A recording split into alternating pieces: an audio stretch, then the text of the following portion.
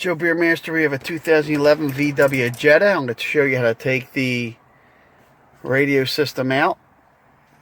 Different. This is a 2011.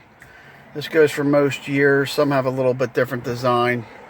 The idea is to get this outer cover off. So what we want to do is gently get a flathead screwdriver and work it behind, work a quarter up. That was a little easier than it normally is, but just keep pulling it off. It's very fragile. And we get that off. And right here there's hex head screws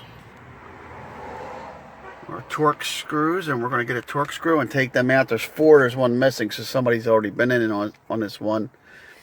And the reason why I'm taking it out is to see if there's a fuse that's blown, because it's not working. So I don't know if there's a fuse behind it or not, but I'm going to look. So we have a Torx head.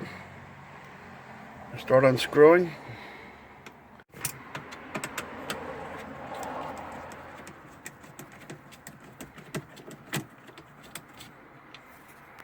Now I've checked the other fuses in the fuse box for a radio, and all the fuses were good, so that's why I'm taking this out.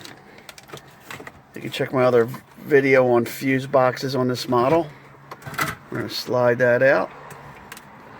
And then if you want to change it or whatever, you just disconnect the wiring harnesses in the back.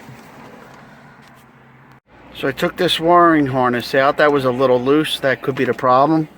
And inside there is a fuse. We're going to pull that out.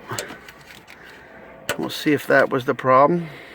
So that wasn't the problem. It just seems like this radio is kaput. We'll have to check for power, but that's how you get the radio off.